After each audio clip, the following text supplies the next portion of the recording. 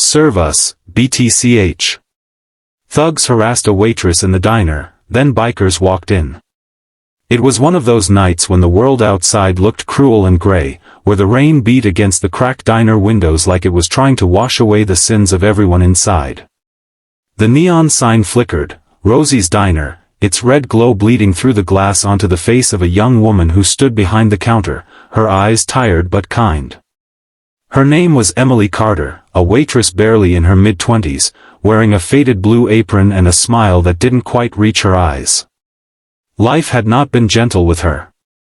She had dreams once, of studying nursing, maybe opening her own cafe one day, but dreams don't pay the bills.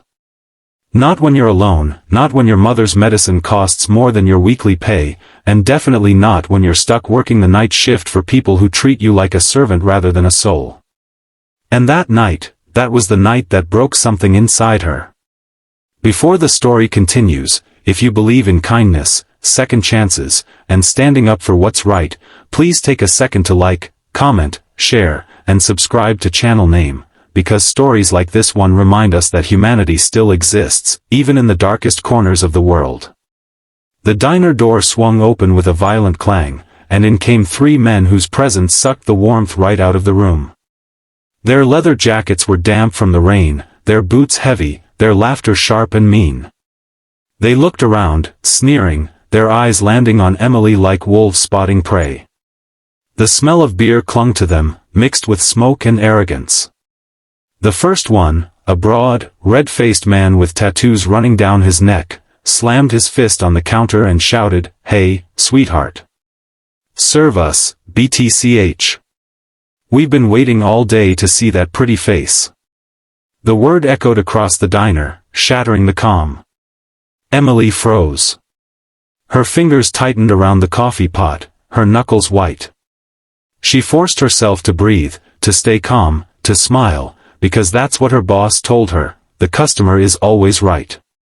But the tremor in her voice betrayed her as she whispered, "Of course, sir. What can I get you?" They laughed. Not because she said something funny, but because they enjoyed watching her flinch. One of them reached across the counter and tugged at her apron strings, while another snapped his fingers an inch from her face, demanding extra sugar. The other customers, an old couple, a truck driver, a mother with a sleeping child, kept their heads down, pretending not to see. No one wanted trouble. Emily felt her eyes burn, not from fear, but from humiliation. She wanted to scream, to run, but her mother's face flashed in her mind, frail, smiling weakly from her hospital bed, and so Emily stayed. The rain outside grew heavier, thunder rumbling like an angry warning from above.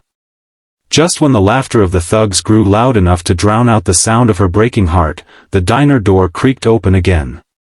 This time, it wasn't with arrogance, but quiet, deliberate power. The kind that doesn't need to announce itself. 4 men walked in. Bikers. Their leather jackets were worn, their boots scuffed, their presence commanding. The tallest among them, a bearded man with gray streaks in his hair and a deep scar running across his cheek, took a slow look around the diner. His eyes, cold steel and compassion mixed together, landed on Emily, and then on the men at the counter. The laughter faded like smoke. Emily tried to keep serving the coffee, her hands trembling, but when the biggest thug grabbed her wrist and yanked her closer, the sound of a chair scraping the floor sliced through the tension. The scarred biker stood up. "You might want to let go of the lady," he said in a voice calm enough to scare the devil himself. The thug laughed, but his voice cracked. "What's it to you, old man?" The biker stepped closer, his boots echoing on the tiled floor. He didn't raise his voice. He didn't need to. "She's working. You're acting like trash." "I don't like trash." The room went still. Even the rain seemed to pause. The other bikers, silent but ready, stood behind him, a wall of unspoken promise. One of them leaned against the jukebox, another folded his arms, and the air thickened with tension. The thugs exchanged glances, trying to decide if their pride was worth the pain that clearly awaited them. The scarred biker tilted his head. "Walk away," he said softly, "and you get to keep your teeth tonight." For a long, dangerous second, it seemed like a fight would break out. But the thugs, realizing they were outnumbered and outmatched, muttered curses under their breath and stumbled out into the rain. The door slammed shut behind them. Silence. Just the hum of the neon sign and Emily's shaky breathing. She didn't know what to say. The biker turned to her, his face softening. "You okay, sweetheart?" he asked gently. She nodded, though her lips trembled. "Thank you," she whispered. "You didn't have to." He shook his head. "No one should have to take that kind of disrespect. Not ever." They sat down quietly, ordered black coffee, and treated her like a human being, like she mattered. As she served them, something in her heart began to thaw. The scarred man noticed her swollen eyes, the exhaustion behind her forced smile, and asked softly, "Rough life, huh?" Emily hesitated, but somehow, his tone made her open up. She told him about her mother's illness, about the bills piling up, about the nights she cried in the back room when customers mocked her. She didn't even realize she was crying again until he handed her a napkin. The man listened without interruption, without pity, just quiet respect. When they finished their coffee, he stood and placed a folded envelope on the counter. "That's for you," he said.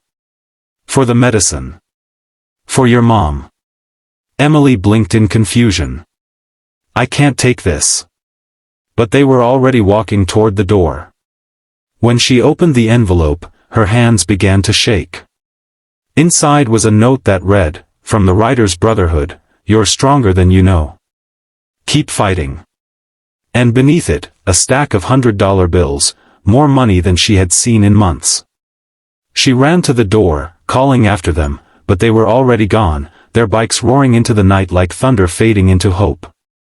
She stood there in the rain, tears mixing with the drops, clutching the note to her chest.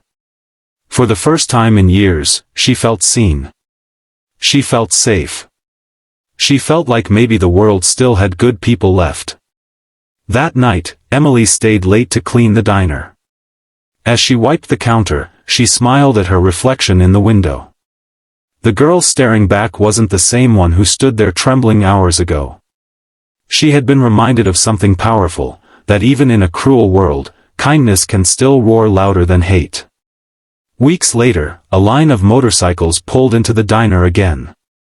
Emily ran outside, her heart pounding, but this time it wasn't fear, it was gratitude. She thanked them through tears, hugging the man who had stood up for her. He just smiled and said, "We all need someone to stand up for us sometimes. You do the same when your turn comes, all right?" And she did.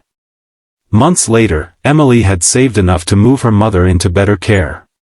The diner became known for its warmth and its story, the story of the night the bikers walked in.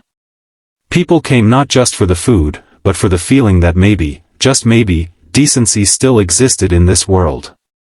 If this story touched your heart, please like, share, and subscribe to channel name, because the world needs more people who believe in kindness, courage, and doing what's right even when no one else will.